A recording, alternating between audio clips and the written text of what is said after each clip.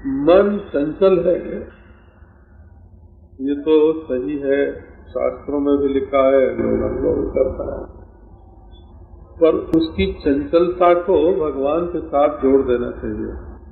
हमारे जब नया नया बैल तैयार होता है तो वो किसी के काबू में जल्दी नहीं आता है, तो उसको किसी पुराने बैल के साथ जोड़ देते हैं और उसको किसी काम में लगाते हैं। तो पहले तो नया नया बैल बहुत छटपटाता है, लेकिन बाद में वो सध जाता है और पुराने बैल के साथ बिल्कुल ठीक ठीक चलने लगता है। ये जो अपनी चंचलता है, इसको काबू में करने के लिए जैसे पुराने बैल के साथ नए बैल को जोड़ते हैं, बछड़े को बैल हल जोतने वाला बनाने के लिए उसको पहले पुराने बैल के साथ जोतना पड़ता है। इसी प्रकार अपने मन को, चंचल जो मन है उसको, जो सधे सधाए लोगों का मन है, उनके दिल के साथ, उनके मन के साथ अपने मन को जोड़ना चाहिए। और फिर चंचल है तो क्या हुआ, आप पाठ कीजिए, एक क्षण में 50 शब्दों का आपके मन में आता है, ठीक है, चंचलता बहुत बढ़िया है। आप जप कीजिए और आप नारायण आधा घंटा में 50 जगह 100 जगह मन जाने दीजिए, कोई हर्ज नहीं है। चंचलता में कोई बुराई नहीं है, चंचलता होनी चाहिए काबू में। आप एक बात पर ध्यान दो, आप राम राम राम राम बोलते हो और मन आपका कई जगह घूम जाता है, बहुत चंचल है, परंतु ये तो ध्यान दो कि राम नाम की महिमा आपके हृदय में है, तभी तो बारंबार राम राम कहते हो।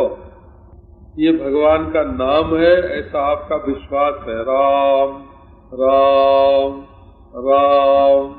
जब बारंबार जब नाम लेते हैं तो श्रद्धा भी जरूर है, और जीभ हिलती है तो हिलाने से ही तो हिलती है ना, इसलिए क्रिया भी है। अब श्रद्धा भी है, मन भी है, क्रिया भी है, जीभ के हिलने में आपके प्राण भी लगते हैं, तो जहाँ मन लगे, श्रद्धा लगे, प्राण लगे, थोड़ी देर तक मन इधर उधर घूमेगा और फिर लौट के आ जाएगा जहाँ आप लगाना चाहते हैं वहाँ। इसलिए मन की चंचलता से घबराना नहीं चाहिए, उसका सदुपयोग करना चाहिए। खूब पाठ करो, खूब जप करो और अपने कर्तव्य कर्म के पालन में मन लगाकर लगो। ये नहीं कि अधूरे मन से कोई काम करते हैं, जब अधूरे मन से काम करते हैं तभी मन चंचल होता है।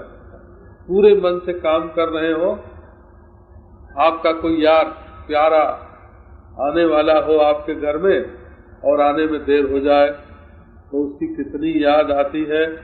यदि दो प्रेमी रात को मिल जाए तो बातचीत करने में कितना मन लगता है। कोई वर्षों के बाद अपना प्यारा मिल जाए तो उसके साथ कैसे घुल मिल जाते हैं। तो आपका जहाँ प्रेम होगा वहाँ आपका मन चंचल नहीं रहेगा, स्थिर हो जाएगा। इसलिए आप पहले ढूंढिए कि आप क्या चाहते हैं, आप किससे प्रेम करते हैं, आप कहाँ पहुँचना चाहते हैं। यदि सचमुच आप मन को स्थिर करना चाहते हैं, अचल करना चाहते हैं, तो अचल परमेश्वर के साथ जोड़िए, आपका मन अचल हो जाएगा, चंचलता मिट जाएगी। ऐसा है कि यदि मन संसार में जड़ हो गया होता तब तो पार होने का कोई रास्ता नहीं है। लेकिन भगवान ने सबके लिए रास्ता रखा हुआ है। किसी का मन दुनिया में बिल्कुल जड़ होकर नहीं लग सकता। उसको थोड़ा होश, थोड़ी बेहोशी, थोड़ी चंचलता, थोड़ी स्थिरता दिमाग में आती रहती है। इसलिए मन के बारे में बिल्कुल निराश नहीं हुए। वो आपका मालिक नहीं है, वो आपका नौकर है। जैसे आप हाथ को रख देते हैं छाती पर और जब तक न हटावे तब तक नहीं हटता है, तब तक आप मन को भी बिल्कुल हाथ की तरह काबू में ला सकते हैं, क्योंकि मन की एक चाबी है, एक कुंजी है। मन खाली नहीं रहता है, वो किसी न किसी शकल सूरत से मिल के रहता है, किसी न किसी चीज से मिल के रहता है, किसी न किसी काम से मिल के रहता है। तब तो उसके प्राण पकड़े गए ना। आपका मन आखिर कहाँ लगता है? कहीं न कहीं तो लगता है ना। तो जिससे आपका मन प्रेम करता है उस चीज को पकड़िए और उसी को पकड़ के मन को काबू में रखिए। उस चीज को घुमाना शुरू कर दीजिए तो आपका मन भी घूमना शुरू कर देगा। देखो सांप है, उसको आवाज बहुत अच्छी लगती है, प्यारी प्यारी सुरीली। जब हम उसके सामने बजाने लगते हैं उसका बाजा, तो वो बाजे के ताल पर नाचता है और बाजे का मुंह जिधर को कर दिया जाए उधर वो लटक जाता है। तो इसी प्रकार पहले अपने मन की प्रियता को पहचानो कि वो किससे प्रेम करता है, और भगवान को, नारायण भगवत भाव को ले आओ। देखो एक सालग्राम की शिला सामने रख लेते हैं, गंडकी नदी में पैदा होती है। एक नर्मदेश्वर को सामने रख लेते हैं, वो नर्मदा जी में से निकल के आते हैं, उनमें भगवत बुद्धि जोड़ते हैं। ये साक्षात भगवान हैं। पहले जोड़ते हैं कि शंख चक्र गदा पद्मधारी किरीटी कुंडली वनमाली, ये भगवान सालग्राम शिला में बैठे हुए हैं। धीरे धीरे सालग्राम की महिमा को जानते हैं, कैसे भगवान सालग्राम के रूप में आ गए। महत्व बुद्धि हो जाती है, फिर सालग्राम का दर्शन होने लगता है। फिर चतुर्भुज नारायण क्या है, इसका जब विचार करो सुखदेव, चतुर्भुज नारायण के प्रतीक है सालग्राम, और सालग्राम साक्षात परिपूर्ण ब्रह्म के प्रतीक हैं। तो जब धीरे धीरे अपने मन को आगे बढ़ाओगे तो वो भगवान के साथ पहुंच जाएगा। ये नर्मदा लिंग के रूप में कौन है? साक्षात शंकर। कौन से?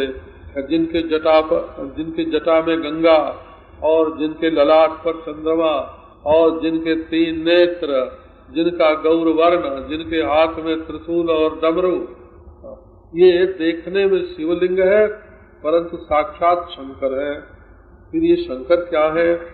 ये तो अजन्मा है, अमर है, नारायण। ये तो बड़े अनादि है, अनंत है, निर्विकार है, निराकार है। अब देख के उस आकार को परब्रह्म परमात्मा की याद आ गई। तो धीरे धीरे अपने मन में महिमा भगवान की भर के और जब आगे बढ़ेंगे तो आपका मन बिल्कुल भगवान में लग जाएगा। एक और बात है, जिन लोगों का मन चंचल नहीं है उन लोगों का साथ करने से अपने मन की चंचलता मिट जाती है। और जिसका हम ध्यान करते हैं, जिससे प्रेम करते हैं, कभी आने वाला हो अपना प्यारा महाराज और समय से न आवे, ऐसा दिल व्याकुल होता है और उसकी इतनी याद आती है। तो आप अपने प्रिय को पकड़िए और उसमें धीरे धीरे भगवान को देखते हुए और अपने हृदय में उसी को देख लीजिए। जैसे दूसरे के हृदय में भगवान है वैसे ही आपके हृदय में भी भगवान है।